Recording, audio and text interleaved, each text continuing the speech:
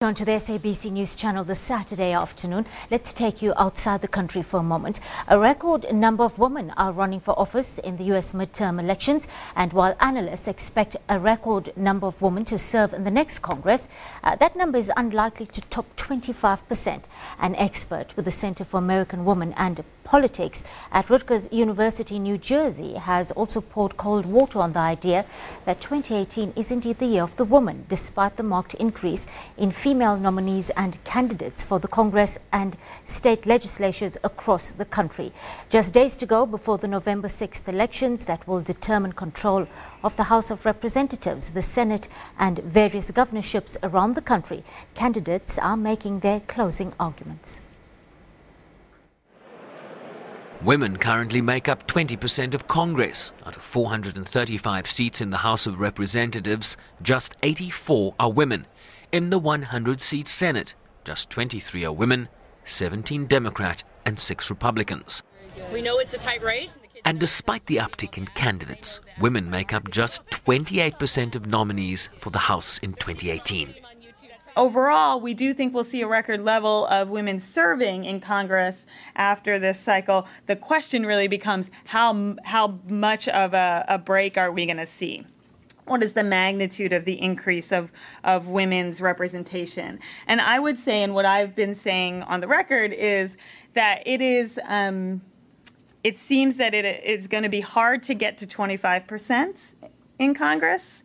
It's possible, but that's going to be a reach. So when we're thinking about the year of the woman, as people have been calling it, we have to remember that we're still probably going to end this cycle with less than or about a quarter of those members of Congress being women. The state of Georgia could make history by electing the first black female governor in the history of the United States, a nationally watched race that saw Oprah Winfrey stump for the Democratic candidate Stacey Abrams. I got a big truck. Who's in a tight race against Republican candidate Brian Kemp. Yeah, I just said that. She cares about common sense gun control. She does.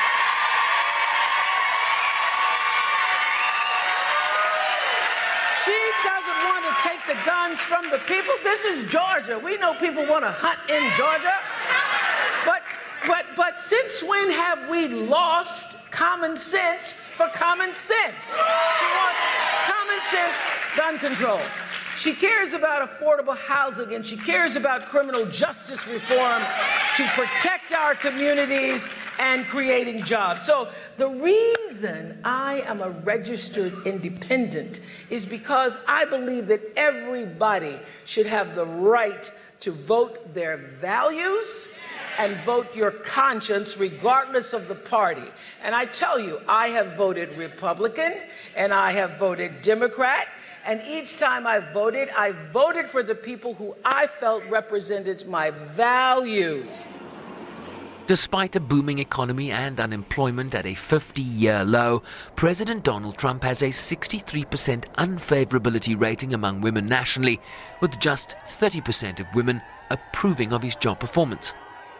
Two groups to watch for in terms of women voters, particularly women of color voters generally, black women specifically, who are essential to the Democratic base. So if you're looking at states where Democrats are trying to win, whether it be in Texas or in Georgia, you're going to be looking at Latino voters in Texas, black women voters in Georgia, who could really make the difference at the end of the day in shifting some of these races. 96% of black women voted Democratic in the last presidential, so you're really talking about an effect on the Democratic successes based on those voters. And I should say black women voted at the highest rates of any race and gender subgroup in both 2008 and 2012, so they're reliably Democratic voters. As candidates across the country make their closing arguments to voters, most pollsters agree that Democrats look increasingly likely to flip at least the House of Representatives, while Republicans' chances of holding the Senate have strengthened.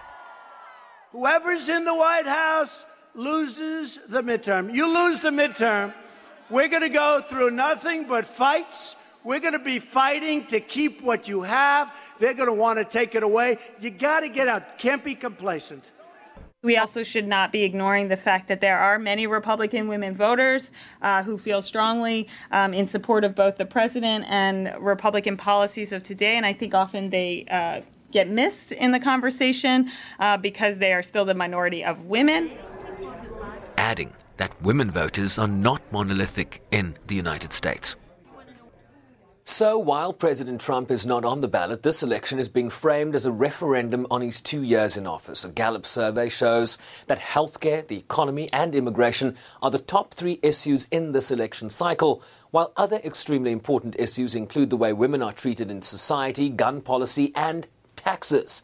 With President Trump's job approval rating at around 40%, it's worth noting that his predecessor, Barack Obama, had a 45% approval rating when Democrats lost a whopping 63 seats in the House of Representatives during the 2010 midterm elections.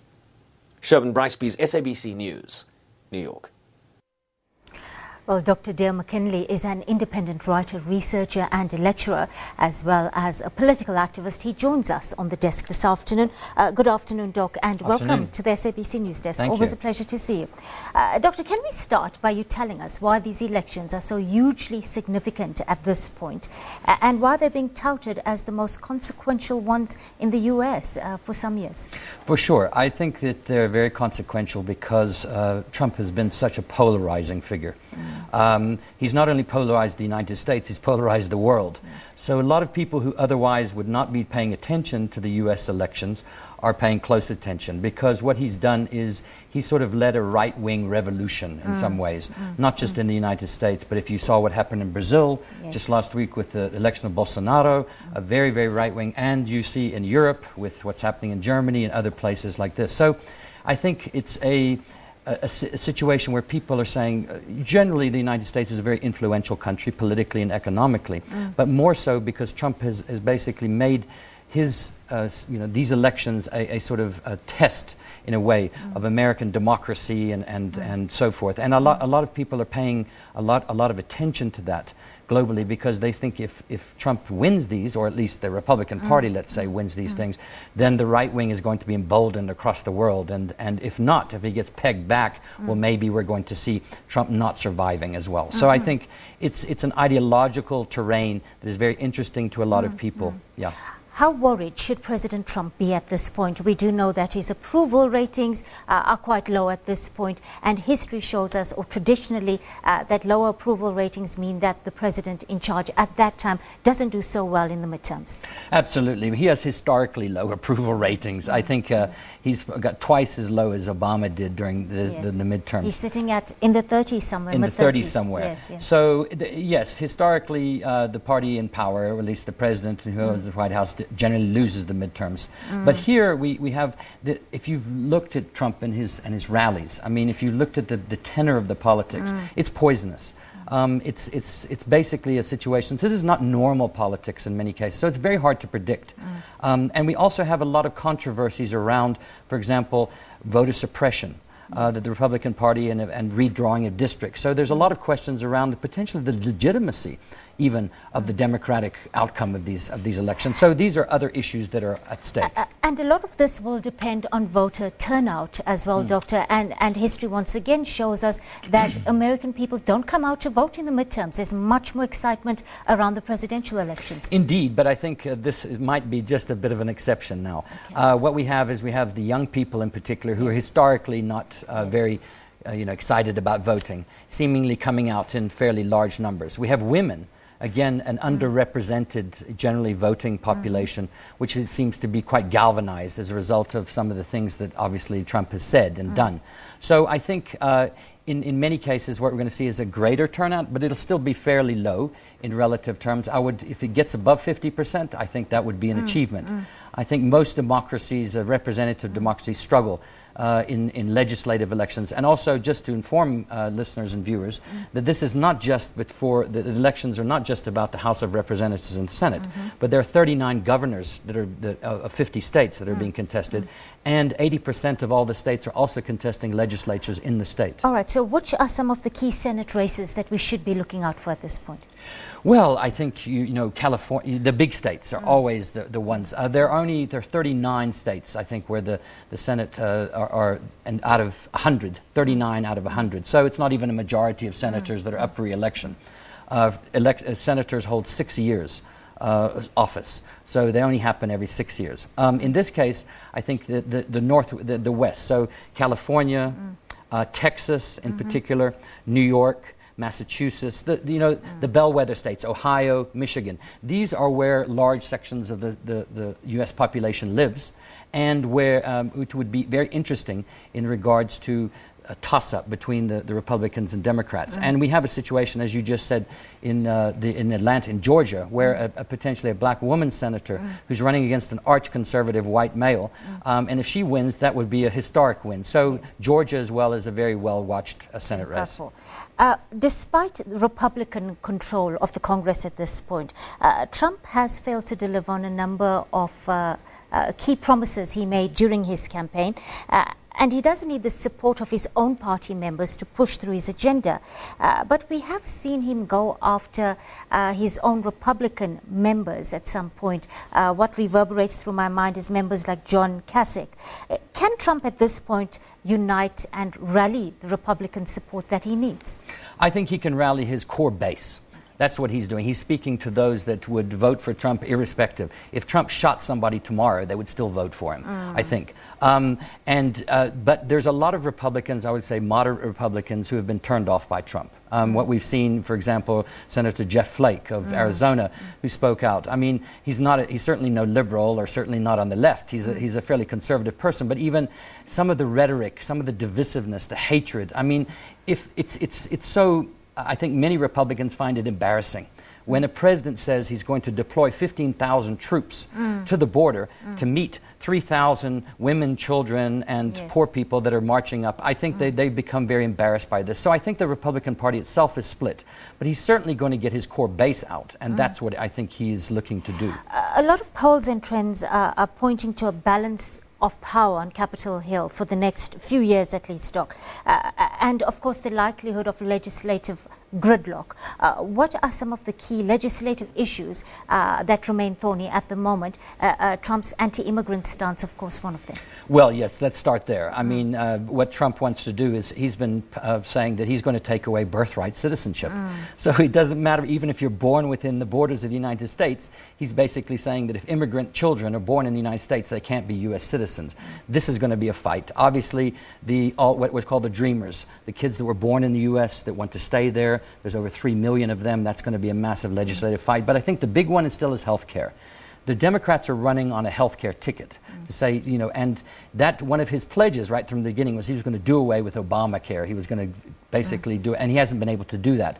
So that's going to be another. Foreign policy. He wants to start a war with Iran. It's very clear.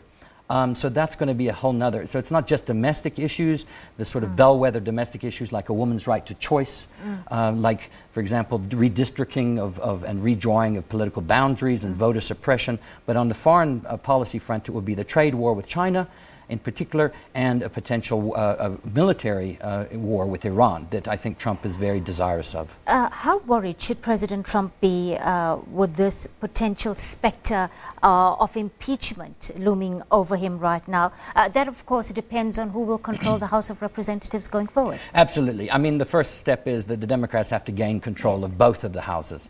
Right now, the projections are that they probably might win the House of Representatives, but not the Senate. And so if they were to win the House of Representatives, what that would do, it would put a massive roadblock in front of Trump. He wouldn't be able to pass certain pieces of legislation because both houses have to pass it. If they go and win the Senate, then they could not only block potential legislation, but they could block a lot of his appointments. For example, his recent appointment to the Supreme Court. The Senate has to approve those.